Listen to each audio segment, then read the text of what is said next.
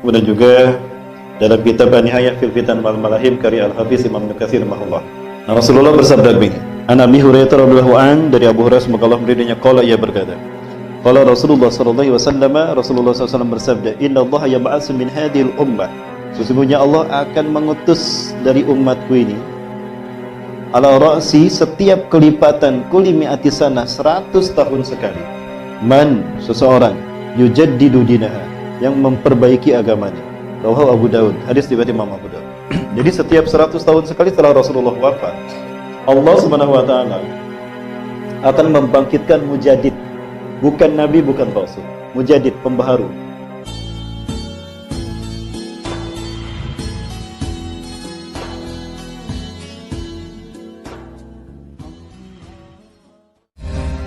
Baik, bismillahirrahmanirrahim.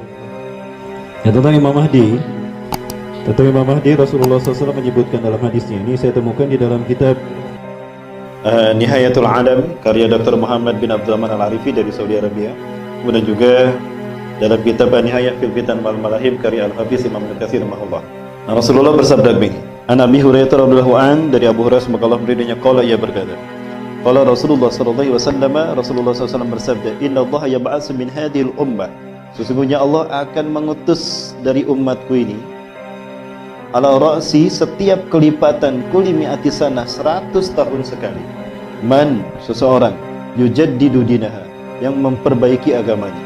Rawahu Abu Daud, hadis riwayat Imam Abu Daud. Jadi setiap 100 tahun sekali setelah Rasulullah wafat, Allah Subhanahu wa taala akan membangkitkan mujadid, bukan nabi, bukan rasul, mujadid, pembaharu, yang tugasnya satu, memimpin dunia. Bukan Arab, bukan Asia, bukan Afrika, bukan Eropa, dunia. Yang kedua, dia akan membersihkan Islam dari paham-paham sesat. Kemudian yang ketiga, beliau akan memenuhi dunia ini dengan keadilan dan kesejahteraan. Kama muliyat Sulman Majola, yamlu ardu adlan Pakistan kama muliyat Sulman Majola. Nah, pertanyaannya, abad kejayaan Islam sebelum kita siapa? Di zaman siapa? Turki Utsmani. Turki berakhir di tahun berapa?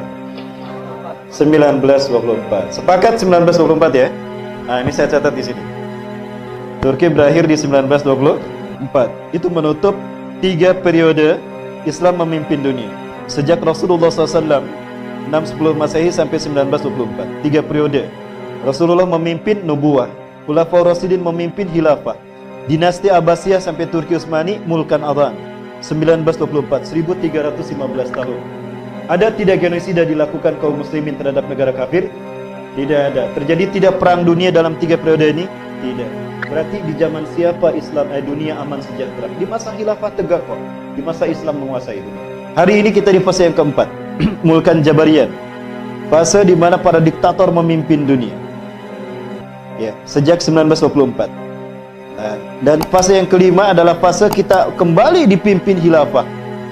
Ya, alamin haji nubuah, manhaj, metode nubuah kenabian. Jadi kekhilafan ini berdasarkan cara kenabian.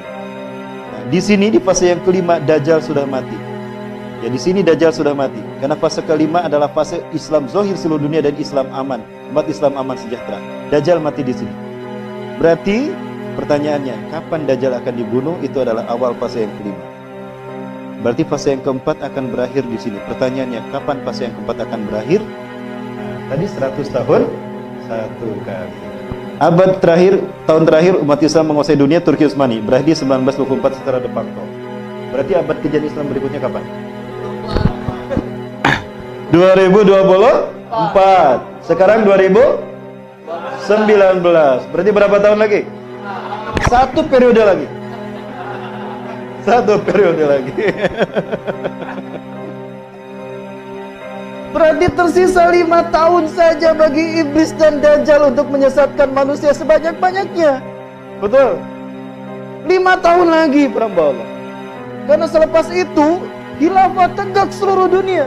Makanya dengan propaganda mereka lewat media, khilafah teroris, karena mereka kehabisan akal menghadapi skenario yang Allah takdirkan. Allah dilawan.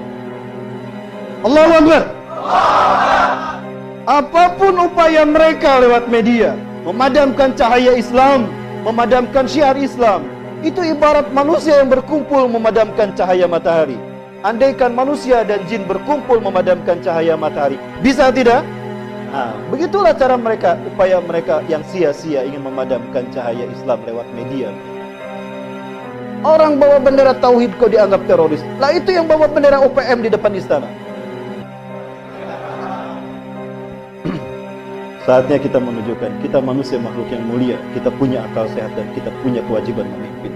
Betul? Yakin hak pasti menang. Betul? Ja'al haqqu wa zahaqal batil.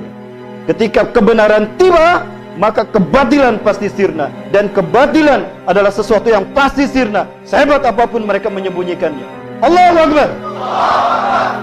Nah, ini Islam, bangsa. Inilah khilafah yang sebentar lagi tidak akan lama. Para sekalian, lupakah kita kalau Rasulullah pernah bersabda, la taqumu sa'atu hatta tuqatilu qauman sigarul ayun juluduhum ahmar zungfal unuf wa wujuhum kal majanil mutraqah. Kiamat tidak akan terjadi sehingga kalian akan berperang dengan satu bangsa, sipit mata mereka, merah kulit mereka, pesek hidung mereka. Pesek itu ukuran kita, Rasulullah kan mancung. Nah, kita ini pesek kata Rasulullah. Kalau ukurannya mancung kita, lah peseknya kayak gimana? Habis dong lagi hidungnya. Pesek hidungnya dan lebar wajahnya. Bangsa mana? Jangan terlalu keras, Mas. Sudah datang belum mereka? Mas kalian, lihat Afrika, negara sekelas Angola sekarang masjid hancur. Silakan cari di Angola masjid yang masih hidup. Kemudian umat Islam diberikan dua pilihan, murtad dari agama Islam dan pilih agama lain, asal jangan Islam. Kalau tidak tetap beragama Islam, keluar dari Angola. Dan sekarang mata uang Angola adalah yuan. Afrika sudah mereka kuasai, Nigeria, Uganda, Afrika. Eropa, Cina tawan memberikan pengaruh dalam hal penguasaan ekonomi. Amerika hutangnya banyak sama Cina. Di Jeddah ada komunitasnya juga, Cina tawan. Nah, sekarang Asia. Kunci Asia Indonesia, dan kunci menguasai Indonesia adalah Selat Malaka. Jika Selat Malaka jatuh kepada mereka dengan proyek obor mereka One Belt One Road, maka obsesi Xi Jinping untuk menciptakan Cina Raya berhasil. Maka Prancis, Inggris, Amerika, Australia dengan NATO di bawah bendera NATO, mereka menyimpan pasukan militernya di sini agar Selat Malaka tidak jatuh ke Cina. Maka akan berebut mereka dengan Cina, berebut Selat Malaka. Artinya mereka akan perang di negara kita. Lalu yang berdarah-darah siapa? Nah, betulkah Indonesia ini akan menjadi salah satu negara yang akan memicu kebangkitan Islam dunia? Harapan kita itu. Ya, karena saya tidak mengada-ngada. Memang Rasulullah tidak menyebutkan merah putih Indonesia. Tapi pengalaman saya tanyakan langsung kepada para masyayikh syekh. Ya, di Timur Tengah saya tanyakan langsung pada mereka. Setidaknya ada 5 ulama Timur Tengah yang mengatakan merah putih itu Indonesia. Satunya saja contoh, di Gaza, di West Bank, bukan di Gaza, di West Bank, tepi barat, ada 5 pemuda hafaz Quran, hafiz Quran. Mereka mimpi di malam yang sama.